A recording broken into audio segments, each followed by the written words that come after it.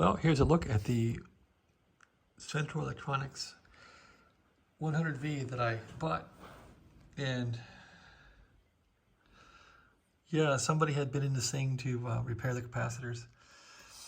I don't think they put the right values in here.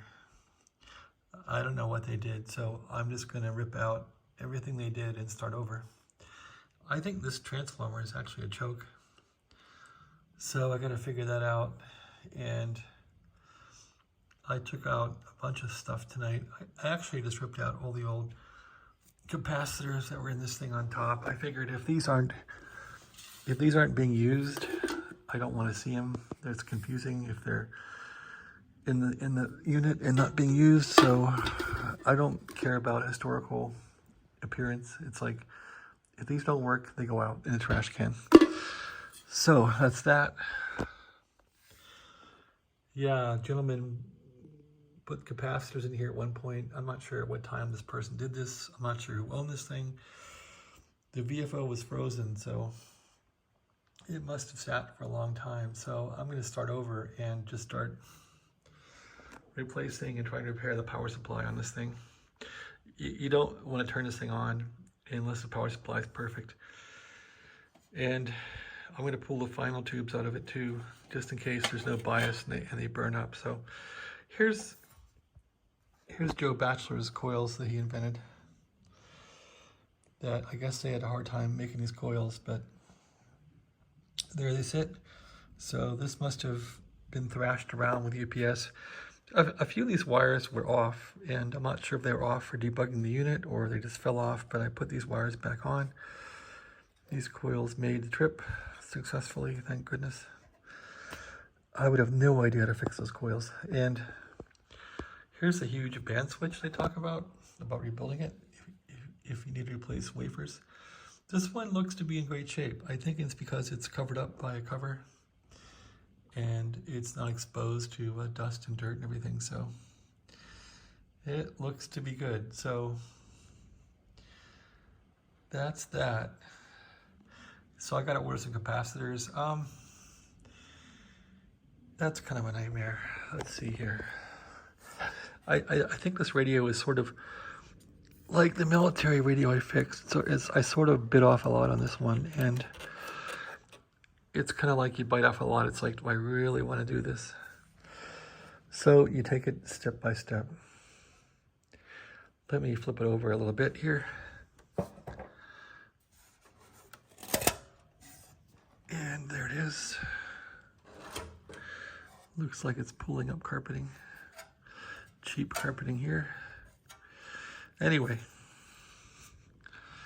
so here's how the top looks now. There was a heat shield there, but since I'm not going to be using any tubes, any rectifier tubes, I don't care about the heat shield.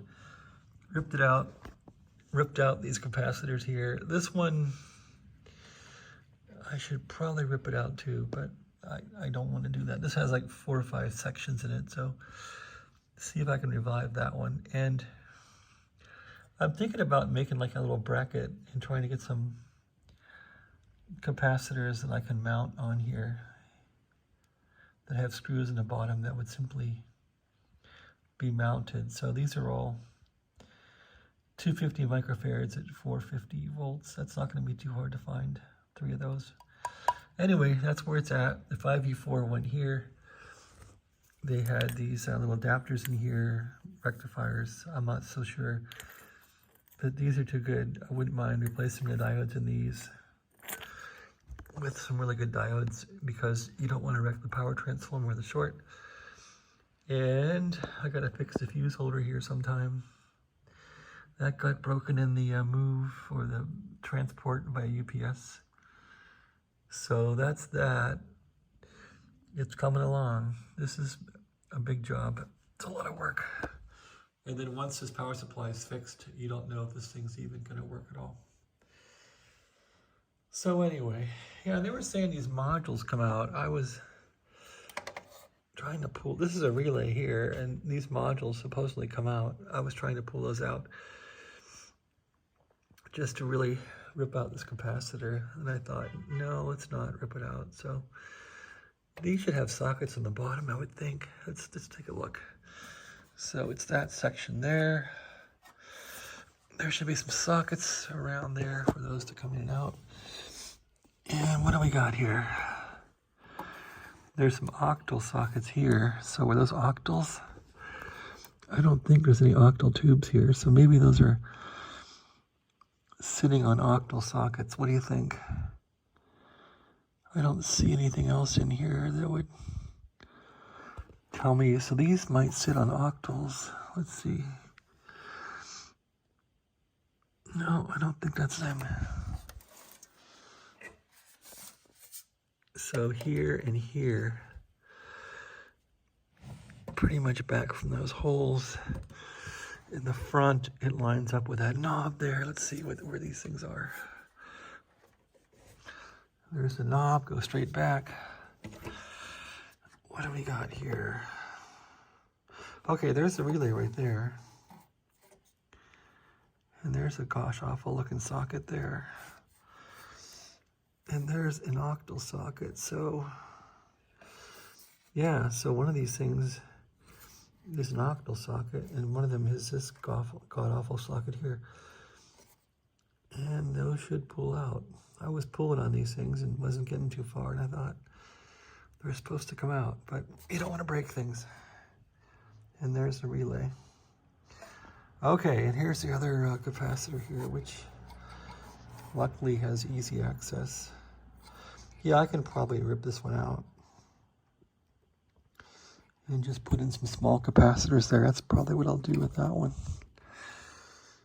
It's not so bad. Go that way.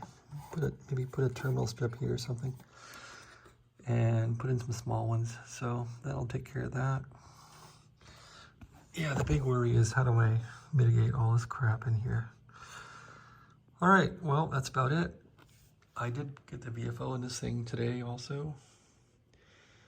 I guess I can show you that. I just worry about this transformer here. This choke is so loose.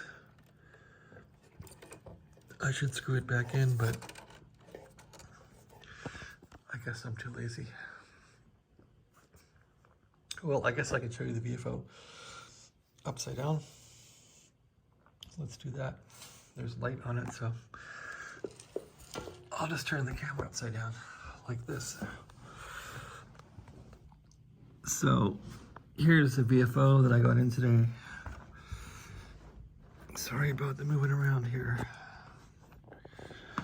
Anyway, okay, there we are. I'm finally on the floor now. Yeah, the VFO's in. This is sort of hard to turn. It's not easy. They have a piece of like gasket in there. It's a piece of actual cork. And this isn't like you're just going to be spinning through the band, but, well, it's a transmitter, so you want to set it to where you're going to transmit. You'd be spinning the receiver fast, and then the transmitter, you just set it to where you want to transmit. So I guess that's okay.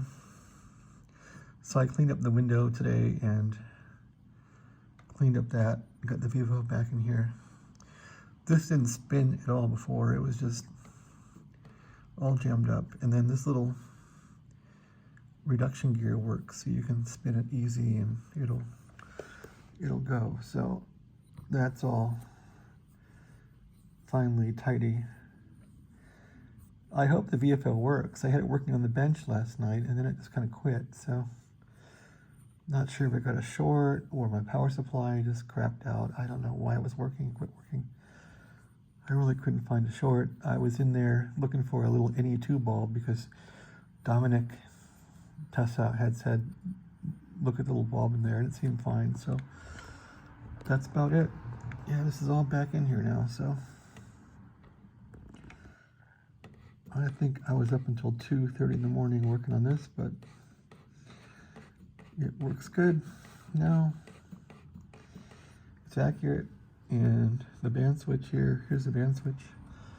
So I guess it's like a Collins. When you turn the switch, the scale here will move accordingly. And So I've never had a radio this old. Well, no. Well, I had the World War II radio that I had, the BC654A, but it didn't do multiple bands like this. It was on 80 meters. This is a pretty cool radio. I just hope I can get it working and not spend the rest of my life on it. I hope it comes together pretty quickly and so I can just use it. Anyway, that's how all that works. This thing's kind of stiff to turn too. There's so many gears and chains and things that turn it.